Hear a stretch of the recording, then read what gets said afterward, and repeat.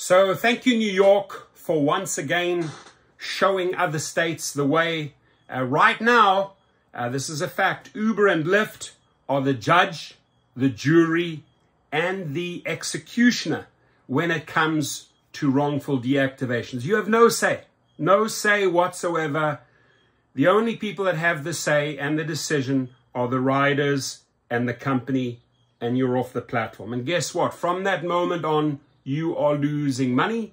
Your stress levels go through the roof, right? You may run to a hub. You may fill out a form, and you're hoping that they review it. It takes weeks, months. They do nothing. Absolutely nothing. Why? Because they are swamped. They are swamped with people, with drivers trying to get back on the platform, and they cannot handle the volume, right? And I'll show you later the two best and fastest steps to get back on the platform. Now, New York City Council bill would require Uber and Lyft to give a reason, advance notice to rideshare drivers before banning them from the apps, right? They don't even give you a reason. They just say, you committed fraud, right?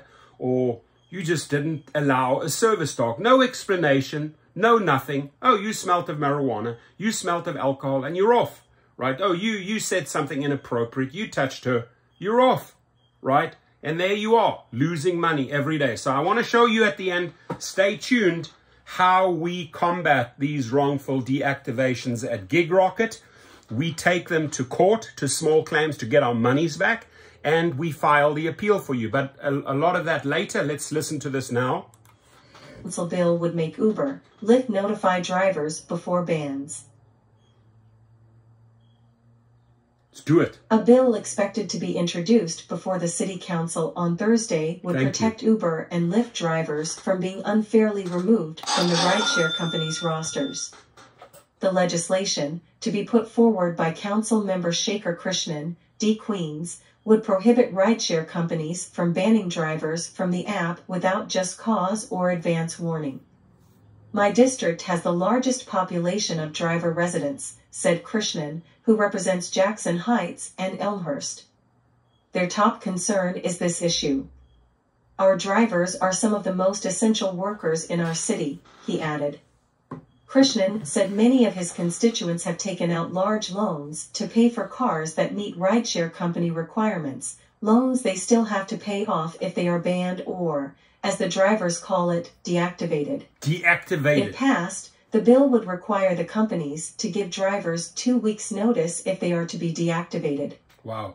The exceptions to the rule would be if the drivers are to be deactivated for egregious misconduct or egregious failure to perform duties.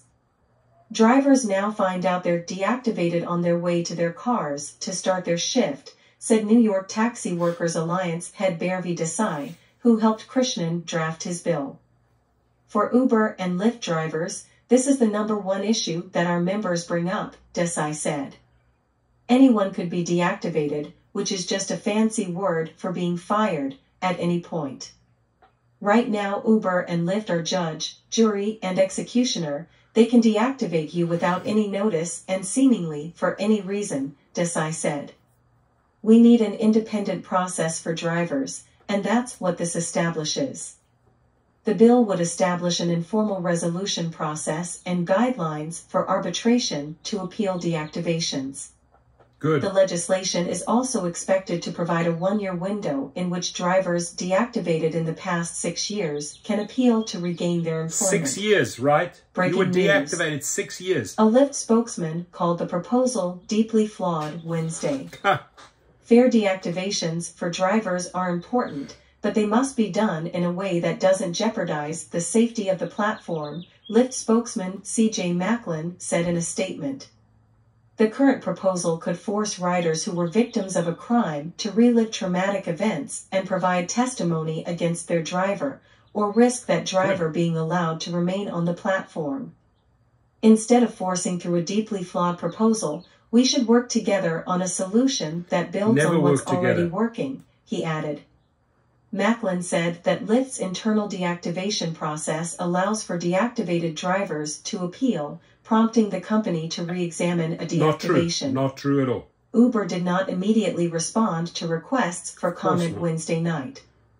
Anger over deactivations led to the 2016 creation of the Independent Drivers Guild, a body formed by an agreement between Uber and the International Association of Machinists that advocates for drivers. So there you heard it, right? Uber's not even commenting. Normal, they never comment. Lyft says, oh, we have a great process in place. No, you don't. You have zero process. You control the entire procedure. And drivers don't have a chance. Weeks go, months go by, they are losing thousands and thousands of dollars. Now, the answer, my friends, hopefully, New York gets this through, right? And at least we have one state that is then protected, right? That is then protected. For the other states, for the other 49 states, we're doing probably 20 to 30 of these a day, right? We get a statement from you. And remember, you can go back 6 years. So 5 years ago or 6 years ago, they deactivated you over some stupid reason, and you want to get back on the platform, come to GigRocket, right? Come straight to us. The link is right below. Here's what we do, right? Firstly, you supply us with a statement. This is how I got deactivated on whatever date. If you have a reason, great. You write it down. Many a times they don't even give you a reason. They just say, oh, you committed fraud. So they say, then you write down, they alleged I committed fraud. Did not give me any reasons. You send us the statement. We package it up with our paralegals and attorneys. Send it to the legal departments of Uber, of Lyft, of Instacart, of DoorDash, of Grubhub, of Amazon Flex, of Shipt. We represent drivers for all the gig companies, right? So off goes the appeal. Now the clock starts ticking. They have to take action. If they do not comply, or if they say, oh, you know what, he's had multiple violations, he's had multiple warnings, we're not going to cooperate.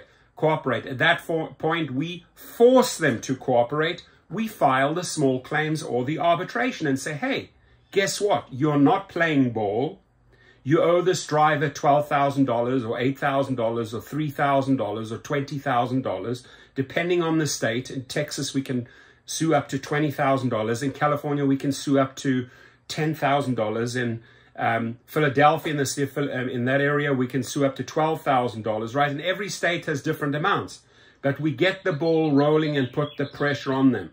It's a 3-point process.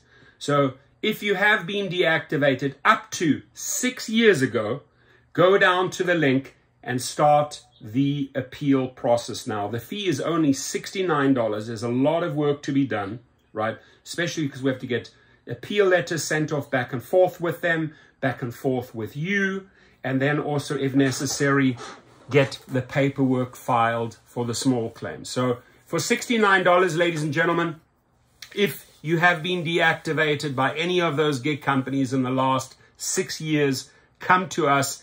And again, the good thing is that New York is taking action. They are not sitting by.